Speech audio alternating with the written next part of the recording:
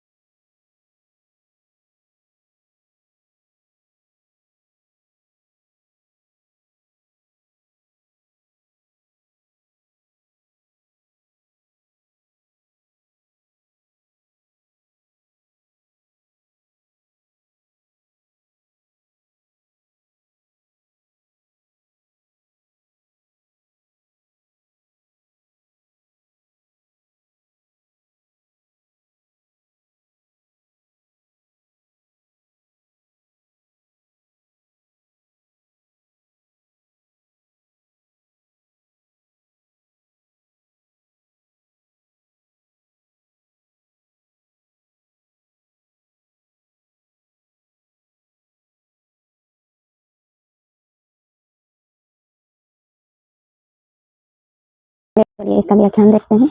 तो इसमें देखता है 95 क्वेश्चन बोल रहा है कि निम्नलिखित में से कौन सा कथन प्रगतिशील शिक्षा में शिक्षण की भूमिका से सबसे अच्छा वर्णन करता है? शिक्षण की भूमिका सबसे अच्छा वर्णन करता है। शिक्षक एक सुविधा प्रदान के रूप में कार्य करते हैं। देखिए, प्रगतिशील शिक्षा में शिक्षण की भूमिका को सबसे अच्छा वर्णन करने वाला कथन यह है कि शिक्षक एक सुविधा प्रदाता है, ठीक है, के रूप में कार्य करते हैं। शिक्षक को केंद्र में नहीं रखना है बल्कि बच्चा को केंद्र में रखना है और सुविधा प्रदान करना है टीचर का काम। प्रगतिशील शिक्षा सक्रिय अधिगम, आलोचनात्मक सोच और सहयोग पर बल देता है, ठीक है, आलोचनात्मक सोच और सहयोग पर बल देता है। इस दृष्टि से शिक्षक की भूमिका एकमात्र प्राधिकरण और प्राथमिक ज्ञान स्रोत होने के से बदलकर एकमात्र नहीं होना चाहिए, एकमात्र प्राधिकरण और प्राथमिक ज्ञान स्रोत होने के से बदलकर एक सुविधा प्रदाता की हो जाती है, जो छात्रों को उनके अध्ययन की प्रक्रिया में समर्थन और मार्गदर्शन कराता है। जब प्रगतिशील शिक्षा स्वतंत्रता को प्रोत्साहित करती है, शिक्षक अभी भी छात्रों का मार्गदर्शन और समर्थन करने में एक सक्रिय भूमिका निभाते हैं, उन्हें पूरी तरह से अपने हाल पर नहीं छोड़ते हैं, ठीक है, बच्चों को सहायता प्रदान करना है। प्रगतिशील शिक्षा में शिक्षक को ज्ञान का प्राथमिक स्रोत नहीं माना जाता है। इनकी अपेक्षा छात्रों को खोज और शिक्षण के मार्गदर्शन के साथ अपनी समझ बनाने के लिए प्रोत्साहित किया जाता है। प्रगतिशील शिक्षा एक निर्धारित पाठ्यक्रम का कठोरता से पालन करने के दायरे में नहीं है। निश्चित पाठ्यक्रम मतलब सिलेबस जरूरी नहीं है कि बच्चों को जब पढ़ाया जाए तो उसके सिलेबस के आधार पर ही पढ़ाया जाए, है ना। बोला कि निर्धारित नहीं करना है, सुनिश्चित नहीं करना है किसी पाठ्यक्रम को कठोरता से पालन करने के, हाँ हम सिर्फ सिलेबस पर ही फोकस बात बताएंगे, बल्कि एक प्रगतिशील और उत्तरदायी सीखने का वातावरण बनाने के बारे में, ठीक है, बल्कि गतिशील और उत्तरदायी सीखने का वातावरण बनाने में टीचर का ये रहता है सहयोग। चलिए आगे 5 नंबर क्वेश्चन देखेंगे। प्रतिभाशाली बच्चों के संदर्भ में निम्नलिखित में से कौन सा सही है? प्रतिभाशाली छात्र अन्य छात्रों की तुलना में अपेक्षाकृत उन्नत गति से सीखते हैं।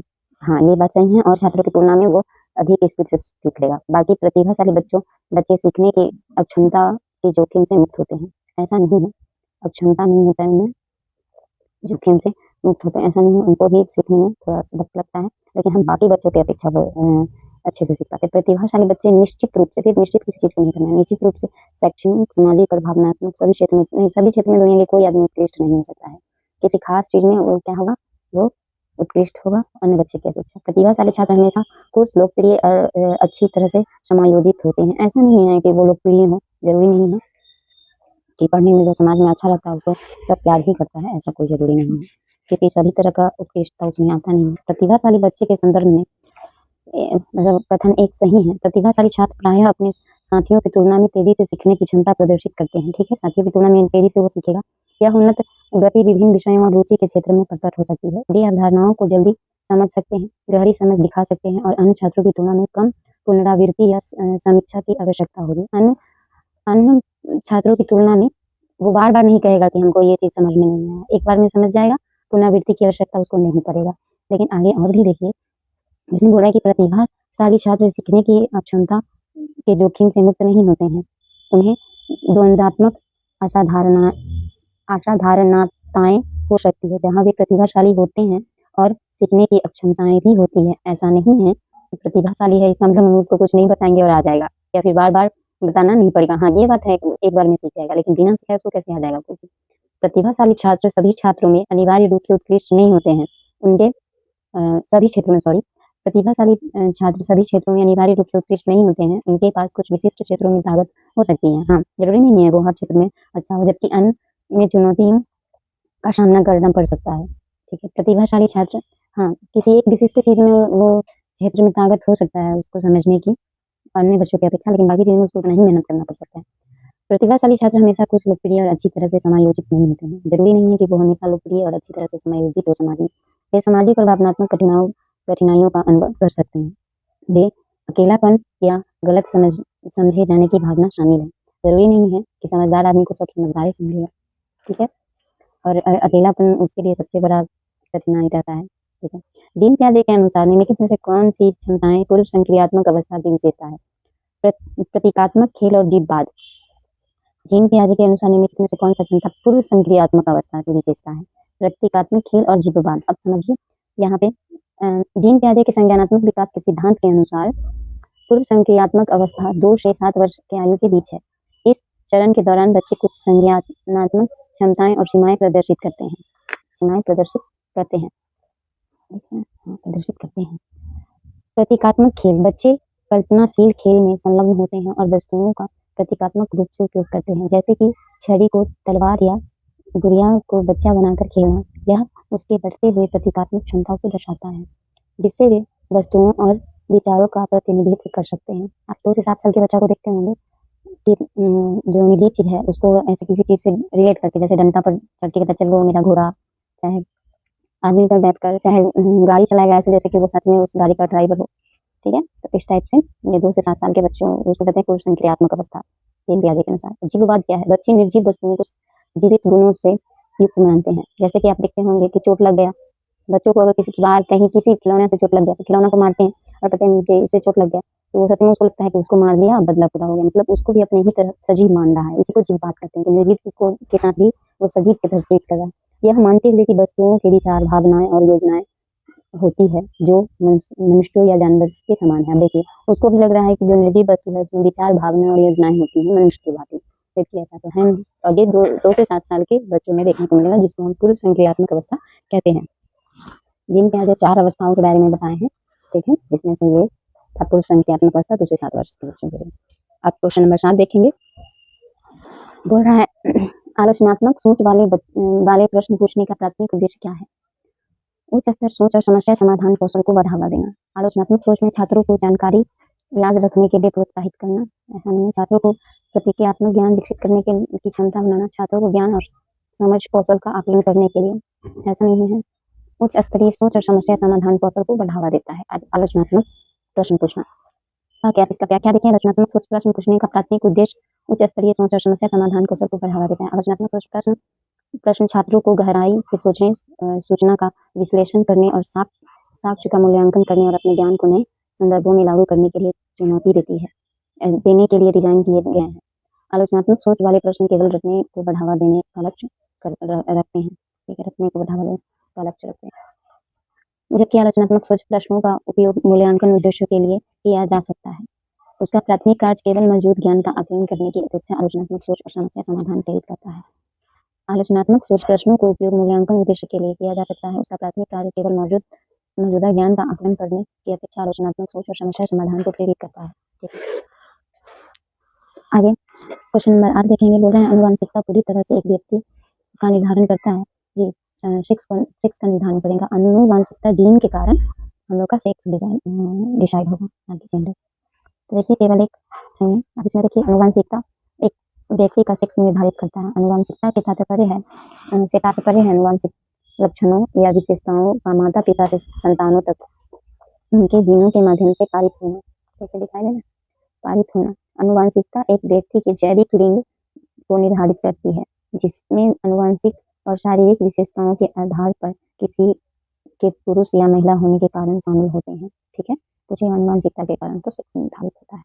ठीक है, आगे 9 नंबर क्वेश्चन। बच्चों की लंबाई और वजन में वृद्धि किसका उदाहरण है? मात्रात्मक परिवर्तन है। संज्ञानात्मक तो वो ज्ञान लेगा, तो गुणात्मक, भावनात्मक तो भावना से जुड़ा हुआ रहेगा, और मात्रात्मक मात्रा में वृद्धि हो रहा है, बच्चा लंबा भी हो रहा है और वजन भी वृद्धि हो रहा है, तो मात्रात्मक वृद्धि होगा।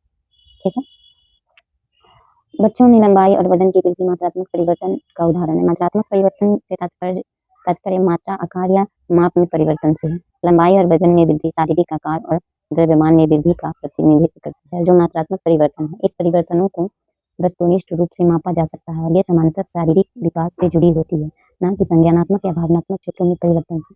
गुणात्मक परिवर्तन का तात्पर्य है गुणवत्ता, संरचना या समझ में परिवर्तन। ठीक है, तो गुणात्मक अगर कहेगा तो जो समझ में परिवर्तन और संरचना में परिवर्तन आता है उसको कहते हैं गुणात्मक परिवर्तन। ठीक है, बाकी वजन में वृद्धि हो तो वो जो है मात्रात्मक परिवर्तन कहलाएगा। लेव-वाइगोत्स्की के अनुसार बच्चे अपने स्वयं से व्यवहार को किस प्रकार नियमित करते हैं? आत्मा वाक्य के प्रयोग द्वारा, खुद को पुनर्वलन के उपयोग द्वारा, अनुकूलन की प्रक्रिया द्वारा, संतुलीकरण की प्रक्रिया द्वारा। नहीं, आत्मा वाक्य के प्रयोग द्वारा। देखिए यहाँ पे क्या बोल रहे हैं। लेव-वाइगोत्स्की के अनुसार बच्चे अपने व्यवहार को आत्म वाक्य के प्रयोग द्वारा नियंत्रित करते हैं। लेव-वाइगोत्स्की के सिद्धांत भाषा और आंतरिकीकरण की भूमिका पर बल देता है। भाषा और आंतरिकीकरण की भूमिका पर बल देता है। आत्मवाक स्व बातचीत या निजी भाषा के रूप में जानी जाती है, जिसका अर्थ है भाषा के आंतरिक प्रयोग से अपने सोचने और व्यवहार को मार्गदर्शित करना और नियंत्रित करना। वाइगोत्स्की ने प्रस्तावित किया कि जैसे जैसे बच्चे विकसित होते हैं, वे धीरे धीरे भाषा को आंतरिक करते हैं और इसका उपयोग अपने। चलिए क्वेश्चन नंबर 11 देखते हैं। विकास के संदर्भ में निम्नलिखित में से कौन सा कथन सही है? विकास चक्रीय तरीका से होता है, रैखिक नहीं। देखिए सीधा ऐसे विकास वैसा जरूरी नहीं है। आप क्या करते हैं, जब ऊपर की तरफ जाते हैं पूर्व ज्ञान से कुछ ना कुछ सीख के फिर ऊपर की तरफ जाते हैं, फिर पूर्व ज्ञान का अनुभव लेकर ऊपर जाते हैं, फिर ऐसे ये चक्रीय प्रक्रिया है विकास, ना कि सीधा। जरूरी नहीं है कि आप विकास में उतार चढ़ाव आते रहेगा आपके जीवन में और इसी तरीके से सीखते सीखते ऊपर तक जाना है। विकास के बारे में सही कथन यह है कि विकास चक्रीय तरीका से होता है, ना कि सीधा रैखिक तरीका से। और हम लोग उम्मीद करते हैं कि सीधा विकास हो जाए, ऐसा नहीं होता है। विकास एक गतिशील और जटिल प्रक्रिया है जिसमें विभिन्न कारकों के बीच निरंतर परस्पर क्रिया शामिल होता है, जिसमें जैविक, संज्ञानात्मक, सामाजिक और पर्यावरणीय प्रभाव शामिल है। यह विचार कि विकास चक्रीय तरीका से होता है, यह सुझाव देता है कि व्यक्ति अपने पूरे जीवन में पहले से प्राप्त कौशल या चरणों को फिर से देख सकते हैं और उन पर निर्माण कर सकते हैं। यह दृष्टिकोण कड़ाई से रैखिक परिप्रेक्ष्य के विपरीत है, जो पिछले चरणों को फिर से देखे बिना एक चरण का स्तर से दूसरे चरण या स्तर तक सीधा प्रगति का तात्पर्य है। ठीक है, 12 नंबर क्वेश्चन देखेंगे। कक्षा 5वीं के बच्चों को तैरने और डूबने की अवधारणाओं को पढ़ने के लिए संरचनावाद में दृढ़ विश्वास रखने वाले शिक्षकों द्वारा कौन सा शैक्षणिक दृष्टिकोण अपनाना चाहिए? निर्देशित खोज। देखिए, जो शिक्षक संरचनावाद पर ठोस विश्वास रखते हैं वे सबसे अधिक संभावना से निर्देशित खोज का शिक्षण दृष्टिकोण अपनाएंगे। संरचनावाद एक सीखने का सिद्धांत है जो सक्रिय अधिगम पर बल देता है, जहां शिक्षार्थी चीजों का अनुभव करने और उन अनुभवों पर चिंतन करने के माध्यम से दुनिया के बारे में अपनी समझ और ज्ञान का निर्माण करते हैं।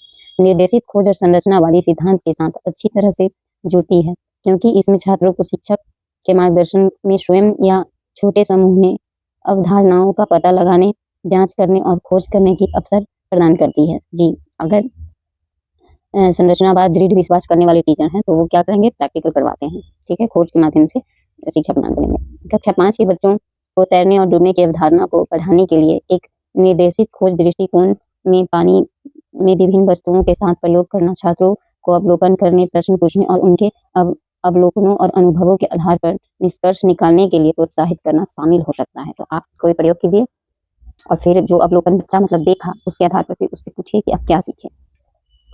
यहाँ पर 13 नंबर क्वेश्चन देखेंगे। बोल रहा है कि जेंडर के व्यवहार के बारे में पूर्वकालिक सामान्यीकरण क्या कहलाते हैं?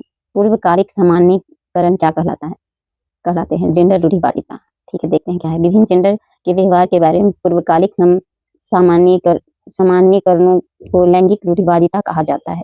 लैंगिक रूढ़िवादिता एक विशेष संस्कृति या समाज में पुरुषों और महिलाओं के लिए उपयुक्त माने जाने वाले विशिष्ट लक्षण, भूमिकाओं, व्यवहारों और विशेषताओं के बारे में व्यापक रूप से धारित विश्वास या धारणाएं हैं। यह रूढ़िवादियों जेंडर के आधार पर व्यक्तियों के बारे में अपेक्षाओं, धारणाओं और निर्णयों को प्रभावित कर सकती है। उदाहरण के लिए महिलाएं मुख्य रूप से देखभाल, गृह कार्य और बच्चों के पालन पोषण के लिए जिम्मेदार होती हैं, जबकि पुरुषों के प्राथमिक कमाने वाले और घरेलू कार्यों में कम शामिल होने की उम्मीद की जाती है। विकल्प 1-3-4 जेंडर प्रारूप, जेंडर भेदभाव, जेंडर पहचान गलत है। लैंगिक प्रारूप उस प्रक्रिया को संदर्भित करता है जिसके माध्यम से बच्चे अपने जेंडर के लिए उपयुक्त माने जाने वाले व्यवहार और दृष्टिकोण को सीखते हैं और आत्मसात करते हैं।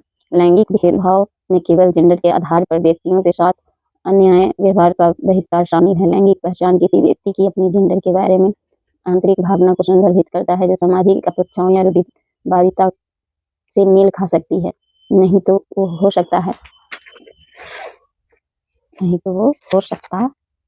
चलिए 14 नंबर क्वेश्चन देखिए। यहाँ पे मतलब जेंडर रूढ़िवादिता जो है उसमें काम को बांटना नहीं है लड़का लड़की के आधार पर। ठीक है, नहीं तो वो जेंडर रूढ़िवादित सोच को दर्शाएगा। 14 नंबर में देखेंगे एक समावेशी कक्षा। समावेशी मतलब क्या है? समान रूप से सभी बच्चों को शिक्षा देना समावेशी कक्षा कहलाता है। अब देखिए सब वातावरण बनाना है। सभी बच्चे सामान्य पाठ्यचर्या का पालन करते हैं और सभी शिक्षार्थियों के लिए समान शिक्षा शास्त्र अपनाया जाता है। टीचर के लिए ऐसा क्यों होगा? समान शिक्षा शास्त्र अपनाया जाता है। विशेष बच्चे हमेशा अपनी पाठ्यचर्या पर कार्य करते हैं। नहीं, ऐसा नहीं, पाठ्यचर्या पर क्यों, तो निश्चित हो जाए।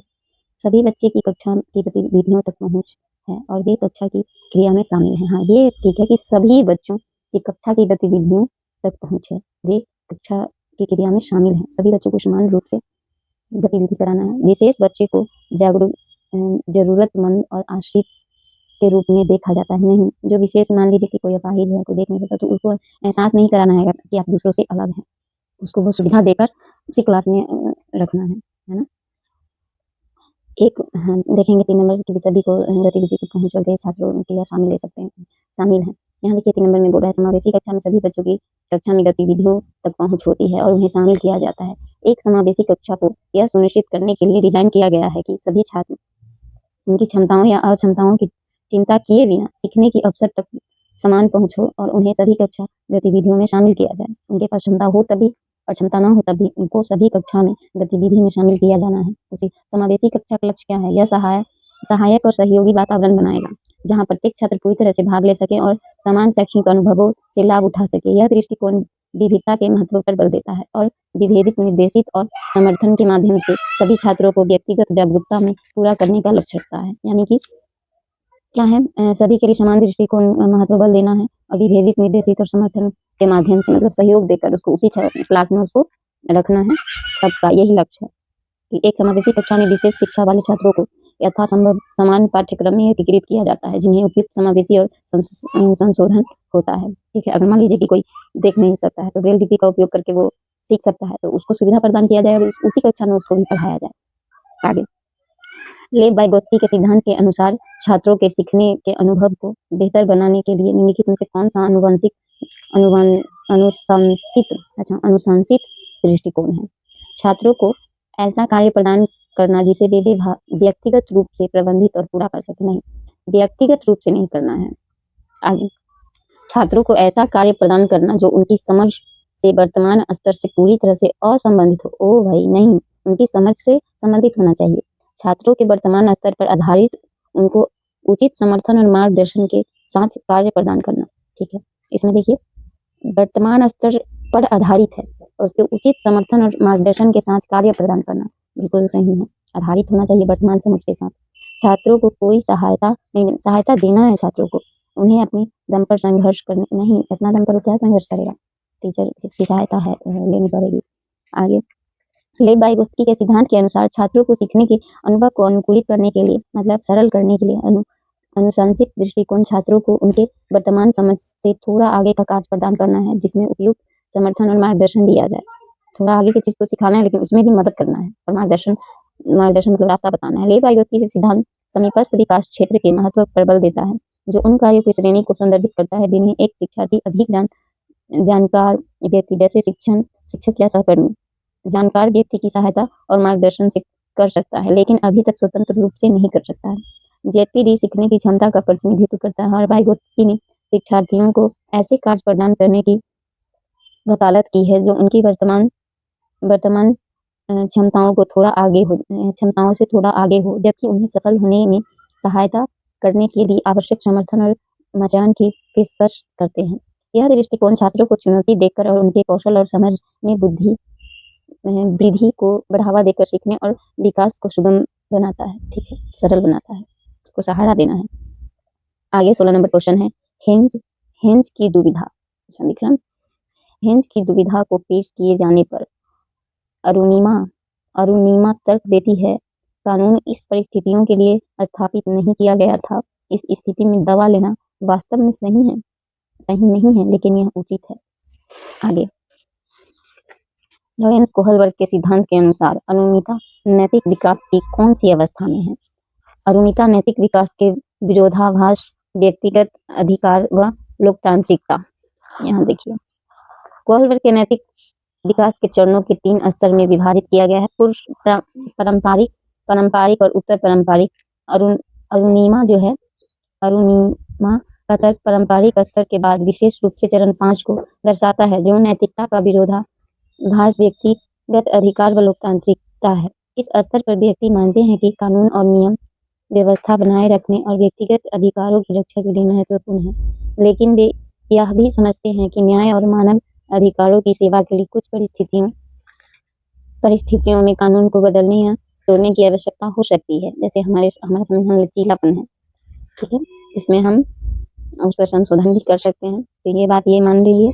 अरुणिमा कि यह स्वीकारोक्ति कि कानून इस परिस्थितियों के लिए स्थापित नहीं किया गया है था और दवा लेना उचित है, पूरी तरह से सही नहीं होने के बावजूद नैतिक निर्णयों की जटिलता और व्यक्तिगत अधिकारों तथा सामाजिक अनुबंधनों के महत्व के बारे में उनकी समझ को इंगित करता है। आगे 17 नंबर क्वेश्चन, गणित में अपने खराब अंकों के बारे में बात करते हुए अभी कहता है, मुझे अंकों की समझ नहीं है। अभी अपने प्रदर्शन का कारण किसको ठहरा रहा है? योग्यता का अभाव, किस्मत, कार्य कठिनाई, कोशिश की कमी। योग्यता के अभाव को दर्शा रहा है कि अंकों की समझ नहीं है, मतलब योग्यता कम है। अभी अपने प्रदर्शन का श्रेय अपनी योग्यता के अभाव को देख रहा है। जब अभी कहता है कि मेरे पास संख्याओं के लिए कोई भाव नहीं है, तो वह यह कह रहा है कि उसके पास गणित के लिए स्वाभाविक क्षमता या योग्यता का अभाव है। यह कथन बताता है कि उनका मानना है कि उनका खराब प्रदर्शन संख्याओं के समझने या उनके साथ काम करने की उनकी आंतरिक क्षमताओं एक अंतर्निहित सीमा के कारण है। इस प्रकार यह आरोपण जन्मजात और कौशल का क्षमता की कथित कमी पर केंद्रित होता है, न कि भाग्य, कार्य कठिनाई और प्रयास जैसी बाहरी कारकों नहीं बल्कि आंतरिक कारण है, और ये कम योग्य होने के कारण, उसको क्या कहते हैं, कम प्रयास के कारण। 18 नंबर क्वेश्चन देखेंगे अभिकथन, जबकि कुछ बच्चे 12 महीने की आयु में बड़बड़ाना और 2 शब्दों का वाक्य बोलना शुरू कर देते हैं, 20 महीने की आयु तक ऐसा नहीं करते हैं। विकासात्मक प्रतिमान केवल सांकेतिक और व्यक्तिगत बच्चों का विकास काफी भिन्न हो सकता है। देखिए क्या बोला है, दोनों ही बात सही है। जबकि कुछ बच्चे 12 महीने की आयु में बड़बड़ाना और 2 शब्दों के वाक्य बोलना शुरू कर देता है, 20 महीने की आयु तक ऐसा नहीं करते हैं। 12 महीने की आयु में बड़बड़ाता है, 2 शब्दों का वाक्य बोलता है, अन्य 20 महीने की आयु तक ऐसा नहीं करते हैं। विकासात्मक प्रतिमान केवल सांकेतिक और व्यक्तिगत बच्चों का विकास काफी भिन्न होता है। हाँ बिल्कुल होता है कि विकासात्मक प्रतिमान केवल सांकेतिक है। ठीक है, ए और आर दोनों सही है। एक की आर सही व्याख्या करता है, एक की आर सही व्याख्या करता है। देखिए ये सत्य है, बच्चे अलग आयु में विकासात्मक प्रतिमान तक पहुंचते हैं और सामान्य भिन्नता की एक विस्तृत श्रृंखला होती है। चलिए आगे यहाँ पर देखेंगे, कारण आर सत्य है, विकासात्मक प्रतिमान एक सामान्य दिशा निर्देशित प्रदान करते हैं, परंतु प्रत्येक बच्चा आनुवंशिकी, वातावरण और व्यक्तिगत अंतरों सहित विभिन्न कारकों के कारण अपनी गति की विकास होता है। आर बताता है कि क्योंकि अभिकथन सत्य है, बच्चों द्वारा विकास के कुछ मील के पत्थर तक पहुंचने के समय में भिन्नता इस तथ्य के कारण है कि ये प्रतिमान कठोर मानदंडों की अपेक्षा सुझाव मात्र होते हैं, जो बाल विकास में व्यक्तिगत विभिन्नताओं को स्वीकार करते हैं। दोनों कथन सत्य हैं। 19 नंबर क्वेश्चन को देखेंगे, निम्नलिखित में से कौन सा एक अच्छी तरह से तैयार किए गए आलोचनात्मक सोच वाले प्रश्न को विशेषता नहीं है? आलोचनात्मक सोच, देखिए आलोचनात्मक सोच वाले प्रश्न की विशेषता नहीं है, नहीं पूछ रहा है नेगेटिव बात, तो यहाँ नेगेटिव बात होना चाहिए।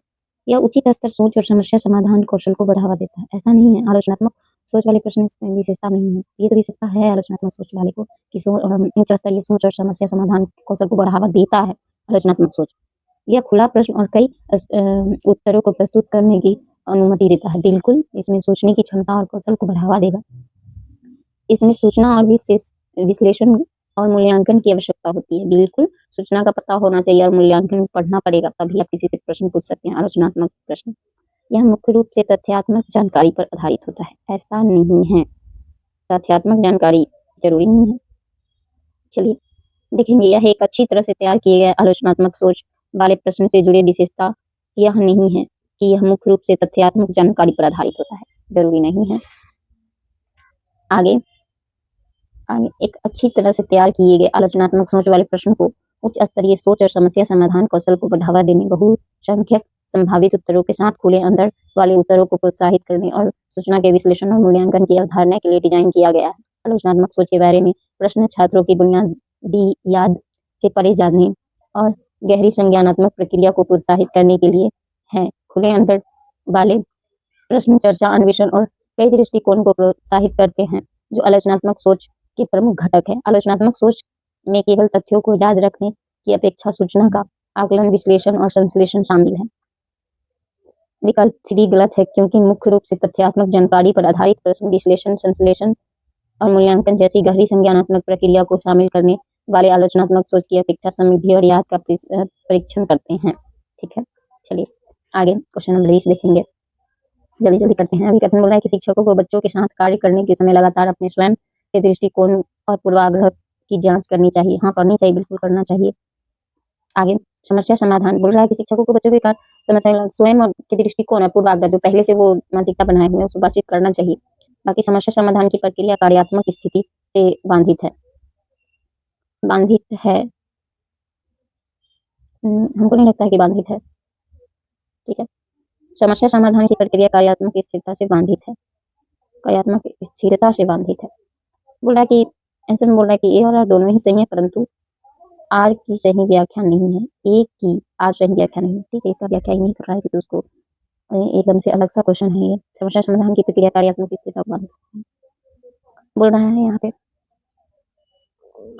3 में अभिकथनीय सत्य है, शिक्षकों के लिए यह महत्वपूर्ण है कि वे अपने स्वयं के पूर्वाग्रह और दृष्टिकोण से अवगत हो, ताकि यह सुनिश्चित हो सके कि वे सभी छात्रों के लिए एक समान और समावेशी सिखाने का वातावरण प्रदान करे। सत्य है कार्यात्मक स्थिरता का संज्ञानात्मक पूर्वाग्रह जो किसी भी व्यक्ति को किसी वस्तु या उपयोग करने के लिए केवल उसी पारंपरिक तरीके से सीमित करता है जो रचनात्मक सोच को सीमित करके समस्या समाधान को बाधा उत्पन्न करता है। बिल्कुल, अच्छा, ये बात था। ठीक है, रचनात्मक सोच मतलब कोई भी नया काम करने से बाधित कर देता है। अगर किसी निश्चित तरीका से किसी प्रॉब्लम को सॉल्व करेंगे तो नई चीज को सोचने ही नहीं देगा, तो ये बाधित करता है। बिल्कुल एक तरीका नहीं होना चाहिए किसी भी चीज को सॉल्व करने का। हालांकि दोनों कथन सत्य हैं। कार्यात्मक स्थिरता समस्या समाधान को संज्ञानात्मक प्रक्रिया से संबंधित और सीधे यह नहीं बताता है कि शिक्षकों को अपने स्वयं के दृष्टिकोण और पूर्वाग्रह की जांच क्यों करनी चाहिए। शिक्षकों को अपने पूर्वाग्रह की जांच करने की आवश्यकता का सीधा संबंध निष्पक्ष और प्रभावी शिक्षण अभ्यास सुनिश्चित करने के लिए चाहिए। ये बात टीचर के लिए था कि वो पूर्वाग्रह पर अपना दृष्टिकोण का समझ होना चाहिए। ठीक है, ताकि वो छात्रों को समान रूप से शिक्षा दे सके। बाकी 21 नंबर क्वेश्चन में बोल रहा है विविध सांस्कृतिक पृष्ठभूमि से छात्रों की जरूरतों को पूरा करने के लिए कक्षा शिक्षण को सांस्कृतिक रूप से उत्तरदायी होना चाहिए। ठीक है, बोल रहा है शिक्षण को सांस्कृतिक रूप से उत्तरदायी होना चाहिए। कक्षा में क्षमता केवल मानकीकृत पाठ्यचर्या व आकलन के को द्वारा सुनिश्चित की जा सकती है। देखिए, सुनिश्चित इस चीज को ये सुनिश्चित वाला चीज हमको सही नहीं लग रहा है। बाकी ये सही बोल रहा है कि सांस्कृतिक पृष्ठभूमि से छात्रों को जरूरतों को पूरा करने के लिए तो अच्छा। चलिए देखिए इससे व्याख्या को। अभिकथन ए में जो दिया हुआ है सांस्कृतिक पृष्ठभूमि कैसे देखिए सत्य है। सांस्कृतिक रूप से उत्तरदायी शिक्षा छात्र अध्ययन के सभी पहलुओं में छात्रों को सांस्कृतिक संदर्भों के शामिल करने में महत्व को पहचानता है, ताकि यह सुनिश्चित किया जा सके कि सभी छात्र संलग्न हैं और सफल हो सकते हैं। आर गलत है, क्यों गलत है? जब मानकीकृत पाठ्यक्रम में मूल्यांकन का उद्देश्य स्थिर प्रदान करता है। देखिए, कोई भी पाठ्यचर्या में अधिगम प्राप्त करने टाइम आप मूल्यांकन के माध्यम से मतलब अंक को निर्धारित करके बच्चों का तुलना नहीं करना है। उद्देश्य स्थिर प्रदान करता है। वे विविध छात्रों के विशेष अवधारणाओं और पृष्ठभूमि को संबोधित नहीं करता है। सांस्कृतिक रूप से उत्तरदायी शिक्षण साहित्य विविधता को पहचानने और समायोजित करने वाले प्रथाओं के माध्यम से समानता को बेहतर ढंग से सुनिश्चित किया जाता है। ठीक है, आगे 22 नंबर क्वेश्चन को देखेंगे। हावर्ड गार्डनर की दी गई बुद्धि की अवधारणा का निहितार्थ है कि अलग अलग आयामों के लोग की अलग अलग योजनाएं होती है। हावर्ड गार्डनर की बुद्धि की अवधारणा का तात्पर्य है कि मनुष्य विभिन्न आयामों में अपनी योग्यता में भिन्न होते हैं। हावर्ड गार्डनर की बहुबुद्धि सिद्धांत प्रस्तावित करता है कि बुद्धि एकल एकीकृत क्षमता नहीं है, बल्कि विभिन्न प्रकार की बुद्धि का एक संग्रह है। प्रत्येक व्यक्ति के पास इन बुद्धियों का एक अद्वितीय संयोजन होता है। वे विभिन्न तरीके से व्याख्या करता है जिसमें व्यक्ति सीखते हैं, समझते हैं और दुनिया के साथ बातचीत करते हैं।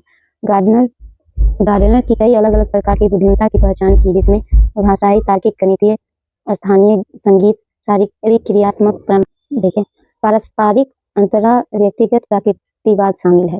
चलिए आगे 23 नंबर क्वेश्चन में देखेंगे निम्नलिखित में से कौन सा सार्थक सीखने के लिए एक प्रभावी समृद्धि तकनीक नहीं है। ठीक है, देख लीजिए रटने और दोहराने का। रटना और दोहराना। 22 नंबर क्वेश्चन को देखेंगे। हावर्ड गार्डनर की दी गई बुद्धि की अवधारणा के निहितार्थ के लिए देखिए अलग अलग आयामों में लोगों को अलग अलग योग्यताएं होती है। हावर्ड गार्डनर की बुद्धि का यहाँ पे व्याख्या देखेंगे। हावर्ड गार्डनर की बुद्धि की अवधारणा का तात्पर्य है कि मनुष्य विभिन्न आयामों में अपनी योग्यता में भिन्न होते हैं। हावर्ड गार्डनर के बहुबुद्धि सिद्धांत में प्रस्तावित करता है कि बुद्धि एकल एकीकृत क्षमता नहीं है, बल्कि विभिन्न प्रकार की बुद्धि का एक संग्रह है। प्रत्येक व्यक्ति के पास इन बुद्धिमत्ताओं का एक अद्वितीय संयोजन होता है, जो विभिन्न तरीकों से व्याख्या करता है, जिसमें व्यक्ति सीखते हैं, समझते हैं और दुनिया के साथ बातचीत करते हैं। गार्टनर ने कई अलग-अलग प्रकार की बुद्धिमत्ता की पहचान की, जिसमें भाषीय, तार्किक, गणितीय, स्थानिक, संगीत, शारीरिक, क्रियात्मक, पारस्परिक, अंतरा, व्यक्तिगत और प्रकृतिवादी शामिल है। निम्नलिखित में से कौन सा मतलब इसमें हर्बर्ट बर्नेट के अनुसार जो बहुबुद्धि सिद्धांत दिए हैं ना, उसमें सब आदमी का अलग-अलग व्यायाम है, वो अलग-अलग तरीका से सोच सकते हैं और अलग-अलग तरीका से अपना राय विचार शारीरिक, क्रियात्मक, पारंपरिक, अंतरिक, व्यक्तिगत, प्रकृतिवादी शामिल है। तब इसमें देखिए निम्नलिखित में से कौन सा सार्थक सीखने के लिए प्रभावी समृद्धि तकनीकी नहीं है। देखिए विस्तृत दोहराव अच्छा बात है, स्मृति सहायक विधियां, संकल्पना चित्रण, ठीक है, ये सब चाहिए, लेकिन रटने वाला सही नहीं है, दोहराव सही नहीं है। पढ़ने का एक सही तरीका, रटना बिल्कुल भी सही बात नहीं है। बोल रहा है कि वह स्मृति तकनीकी जिसे समान का सार्थक सीखने के लिए प्रभावी नहीं माना जाता है। रटने का पूर्वाभ्यास है, ठीक है, मतलब रटने का उल्टा है स्मृति, मतलब सोचना है किसी चीज पर और क्या है याद करना है। रटने व दोहराव में जानकारी के उसके अर्थ का संदर्भ को समझने की कोशिश किए बिना बार बार दोहराना शामिल है। हालांकि यह तथ्यों का सूचनाओं को अल्पकालिक याद रखने में सहारा कर सकता है, लेकिन यह गहरी समझ या दीर्घकालीन अवधारणा को बढ़ावा देने के लिए प्रभावित नहीं है। दूसरी ओर सार्थक सीखने में सामग्री के साथ सक्रिय रूप से जुड़ना, संबंध बनाना, जानकारी को इस तरह से व्यवस्थित करना शामिल है जो समझ और धारणा को बढ़ाता है। निम्नलिखित में से अवधारणा को निरूपण का कौन सा क्रम बढ़ाएं बच्चों की संज्ञानात्मक क्षमताओं को उत्तरोत्तर विकास के अनुसार है। देख लीजिए, क्रिया आधारित, छवि आधारित, संकेत आधारित, छवि आधारित, संकेत आधारित। चलिए लेकिन बच्चों की संज्ञानात्मक क्षमताओं के क्रमिक विकास के साथ संरेखित अवधारणाओं को प्रतिबंधित का क्रम है क्रिया आधारित, छवि आधारित, संकेत आधारित। देखिए क्रिया आधारित क्या है। प्रारंभिक बचपन में बच्चे प्रायः शारीरिक क्रियाओं और अपने पर्यावरण के साथ बातचीत के माध्यम से अवधारणाओं को सीखते हैं और समझते हैं। इस चरण में ठोस व्यवहारिक अनुभव शामिल है। छवि आधारित, जैसे जैसे बच्चे बड़े होते हैं और विकसित होते हैं, वे अपने दिमाग में वस्तुओं और घटनाओं को प्रतिनिधित्व करने के लिए मानसिक कल्पना का उपयोग करना शुरू कर देते हैं। इस चरण में परिदृश्यों को देखने और कल्पना करने की क्षमता शामिल है, जो संज्ञानात्मक विकास का समर्थन करती है। संकेत आधारित अनुभव में जैसे जैसे बच्चे बड़े होते हैं, वे अवधारणाओं को संप्रेषित करने और समझने के लिए शब्दों, संख्याओं और अन्य अमूर्त आवेदन जैसे प्रतीकों का उपयोग कर शुरू कर देते हैं। इस चरण में भाषा और अमूर्त सोच का उपयोग शामिल है। अभिकथन 25 नंबर में देखेंगे, थोड़ा फास्ट करते हैं, ठीक है। शिक्षकों को कक्षा में प्रश्न पूछने पर ध्यान देना चाहिए और निर्देश देने की अपेक्षा उन्हें प्रश्न पूछने के लिए प्रोत्साहित करना चाहिए। बिल्कुल सही बात है, करना चाहिए ऐसा, ठीक है। आगे बाल केंद्रित शिक्षा शास्त्र का अर्थ है कक्षा में बच्चों की आवाज को महत्व देना और उनकी प्रतिभागिता को सुनिश्चित करना। बिल्कुल सही बात है, तो दोनों में सही हो जाएगा, दोनों की बात सही है और AR की सही व्याख्या कर रहा है, ठीक है। आगे अभिकथन ये सही है। चलिए देखिए बोल रहा है कि देखेंगे, अभिकथन ये सत्य है, बाल केंद्रित शिक्षा शास्त्र बच्चों की अपनी सीखने की प्रक्रिया में सक्रिय भागीदारी और जुड़ाव पर बल देता है। सब डिस्टर्ब करता है जिसका कोई हिसाब नहीं। देखिए यहाँ पे अभिकथन ये सत्य है, बाल केंद्रित शिक्षा शास्त्र बच्चों की अपनी सीखने की प्रक्रिया में सक्रिय भागीदारी और जुड़ाव पर बल देता है, जिसमें पूछताछ आधारित शिक्षा को प्रोत्साहित करना शामिल है। सत्य है और बात की सही व्याख्या प्रदान करता है कि शिक्षकों को निर्देश देने की अपेक्षा प्रश्न पूछने पर ध्यान क्यों देना चाहिए। बाल केंद्रित शिक्षा शास्त्र बच्चों के दृष्टिकोण को महत्व देने, उनकी सक्रिय भागीदारी को प्रोत्साहित करने और एक सीखने के वातावरण को बढ़ावा देने पर बल देता है, जहां बच्चे अपने विचार और प्रश्नों को व्यक्त करने के लिए सशक्त महसूस करते हैं। आगे 26 नंबर क्वेश्चन हम देखेंगे। जागृति को पता चल गया कि उसका कुत्ता रस्टी एक गोल्डन रिट्रीवर है। जब वह एक और कुत्ते को देखती है जो रस्टी जैसा दिखता है लेकिन एक अलग नस्ल का है, तो वह उसे भी कुत्ता ही समझती है। जीन पियाजे के संज्ञानात्मक विकास के सिद्धांत के अनुसार यह इस अवधारणा को प्रदर्शित करता है। समायोजन, जीन पियाजे के संज्ञानात्मक विकास के सिद्धांत के अनुसार प्रश्न में दी गई स्थिति समायोजन करना दर्शाता है। समायोजन पियाजे के सिद्धांत में एक अवधारणा है जहाँ एक नए अनुभवों या सूचनाओं को मौजूदा मानसिक स्कीमा या ढांचे में शामिल किया जाता है। इस परिदृश्य में जागृति के पास रस्टी, जो एक गोल्डन रिट्रीवर है, के बारे में अपने ज्ञान के आधार पर एक मानसिक योजना कि कुत्ता कैसा दिखता है। जब उसका सामना किसी अन्य कुत्ते से होता है जो समान विशेषताओं को साझा करता है, तो वह इस नए कुत्तों को अपने मौजूदा कुत्ते के स्कीमा में समायोजित कर लेती है, इन तथ्यों के बावजूद कि वह एक अलग नस्ल का है। चलिए, वह अलग नस्ल का है। राइट में क्वेश्चन देखेंगे। ऐसे बच्चे जिन्होंने बहुत कम आयु से गंभीर सामाजिक अभाव का अनुभव किया है, सामान्यतः उनके विकास में देरी या बाधा उत्पन्न होती है और पुनर्वास के बावजूद विकास के कुछ क्षेत्रों में सुधार अधीनस्थ होने की संभावना है। यह अवधि जिसमें विकास पर्यावरणीय समर्थन के महत्वपूर्ण रूप से प्रभावित होती है कहलाती है मूल काल। देखिए, वह अवधि जिसमें विकास पर्यावरणीय समर्थन से महत्वपूर्ण रूप से प्रभावित होता है, विशेषकर बचपन में, उसी मूल काल कहा जाता है। मूल काल एक विकासात्मक चरण है जिसके दौरान विशिष्ट कौशल या क्षमताओं के विकास के लिए कुछ पर्यावरणीय उत्तेजनाएं विशेष रूप से महत्वपूर्ण होता है। ऐसे बच्चे जिन्होंने बहुत कम आयु से ही चलिए देखिए कहाँ पे दिख रहे थे, इतना हल्ला करता है ना, कुछ करने बैठिए कि बस आपको परेशान करने के लिए चारों बगल से बैठा रहेगा। भूल गए हम कहाँ पे थे। चलिए हम यहाँ से देखते हैं, साझा करते हैं। तो वह इस नए कुत्ते को अपने मौजूद कुत्ते से सीमा में समायोजित कर लेते हैं, इस तथ्य के बावजूद कि वह एक अलग नस्ल का है, ठीक है, उसी से समायोजित कर देता है पूर्व ज्ञान के। अच्छा, इसमें हमको याद आ गया, ठीक है। मूल काल वह अवधि जिसमें विकास पर्यावरणीय समर्थन से महत्वपूर्ण रूप से प्रभावी होता है, विशेषकर बचपन में, उसी मूल काल कहा जाता है। मूल काल एक विकासात्मक चरण है जिसके दौरान विशिष्ट कौशल या क्षमताओं के विकास के लिए कुछ पर्यावरणीय उत्तेजनाएं विशेष रूप से महत्वपूर्ण होता है। ऐसे बच्चे जिन्होंने बहुत कम आयु से ही गंभीर सामाजिक अभाव का अनुभव किया है, वे संभवतः इन संवेदनशील अवधियों के दौरान सामान्य विकास की महत्वपूर्ण अवसरों से चूक गए हैं। बाद के जीवन में पुनर्वास या हस्तक्षेप के साथ ही विकास के कुछ क्षेत्रों में सुधार सीमित हो सकता है या कम प्रभावी हो सकता है, जबकि हस्तक्षेप मूल काल के दौरान हुआ था। आधिकारिक उत्तर कुंजी में सही विकल्प एक दिया गया है, जो कि गलत है। ठीक है। अच्छा, दोहराव व बारंबारता किया जाने वाला व्यवहार किसकी विशेष पहचान है? स्वालीन क्रम का विकार, जो स्वालीनता से शिकार बच्चा जो है वो बार-बार एक ही चीज़ को दोहराव के माध्यम से किसी भी चीज़ को सीख सकता है। ठीक है, देखिए दोहराव और बारंबारता किए जाने वाले व्यवहार वाले क्रम के विकार के बच्चा करने वाली विशेषता है। स्वालीन क्रम के विकार जो है विशेषता व्यवहार की एक श्रृंखला है जिसमें दोहराव वाली हरकतें या बोलना, समानता या दिनचर्या पर बल देना और अत्यधिक केंद्रित रुचियाँ शामिल हैं। दोहरावदार और बारंबार किए जाने वाले व्यवहार वाले व्यक्ति में आम है और विभिन्न रूप में प्रकट हो सकते हैं, जैसे कि दोहरावदार क्रियाएं, उदाहरण के लिए हाथ फड़फड़ाना, झुलाना, विशिष्ट दिनचर्या या अनुष्ठानों पर बल देना, और दोहरावदार मौखिककरण है। निम्नलिखित में से कौन सा निरंतर और व्यापक मूल्यांकन का समर्थन करेगा? ठीक है, यह वृद्धि और अधिगम प्रगति पोर्टफोलियो। निम्नलिखित में से कौन सा निरंतर व्यापक मूल्यांकन का समर्थन करता है? तो वृद्धि और अधिगम प्रगति पोर्टफोलियो। चलिए देखते हैं इसका व्याख्या जल्दी से। निरंतर और व्यापक मूल्यांकन का समर्थन करने वाले विकल्प वृद्धि और अधिगम प्रगति पोर्टफोलियो है। सतत और व्यापक मूल्यांकन एक मूल्यांकन पद्धति है जो केवल आंतरिक अवधि या मानकीकृत परीक्षाओं पर निर्भर करते हैं कि अपेक्षा निरंतर आधार पर छात्रों के सीखने का आकलन करने पर बल देती है। इसमें छात्र की सीखने की प्रगति, क्षमताओं और सुधार की अवधारणा वाले क्षेत्रों के साक्ष्य जुटने के विभिन्न रणनीतियाँ शामिल है। बुद्धि और अधिगम प्रगति पोर्टफोलियो समय के साथ छात्रों की वृद्धि, उपलब्धियों और सीखने की प्रगति का दस्तावेजीकरण करता है। यह सीखने के साक्ष्य की एक श्रृंखला को कैप्चर करके निरंतर और व्यापक मूल्यांकन के सिद्धांतों के साथ निकट से जोड़ता है। सामाजिक रचनावादियों के अनुसार अधिगम की प्रक्रिया के बारे में निम्नलिखित में से कौन सा कथन सही है? एक, अधिगम अर्थ निर्माण की एक सामाजिक प्रक्रिया है। सामाजिक रचनावादी सिद्धांत के अनुसार अधिगम की एक प्रक्रिया के बारे में सही कथन यह है कि अधिगम अर्थ निर्माण की एक सामाजिक प्रक्रिया है। सामाजिक रचनावादी सिद्धांत इस बात पर बल देता है कि अधिगम एक सहयोगात्मक और सामाजिक प्रक्रिया है। अधिगम दूसरों के बारे में बातचीत के माध्यम से होता है, जैसे कि साथियों और शिक्षकों और अधिक जानकार अन्य लोगों के साथ, जहाँ व्यक्ति एक साथ ज्ञान और समझ का निर्माण करते हैं। इस प्रक्रिया में सक्रिय सहभागिता, चर्चा, अर्थ पर बातचीत और समस्याओं को सुलझाने या कार्य को पूरा करने में सहयोग शामिल है। सामाजिक रचनावादी सिद्धांत वाले स्वीकार करते हैं अधिगम और औपचारिक शिक्षा से परे विभिन्न सेटिंग्स में भी वो करता है, जिसमें रोजमर्रा के संदर्भ में पर्यावरण के साथ बातचीत शामिल है। चलिए ठीक है, इसका हो गया 30 क्वेश्चन। ठीक है, चलिए मिलते हैं नेक्स्ट वीडियो में।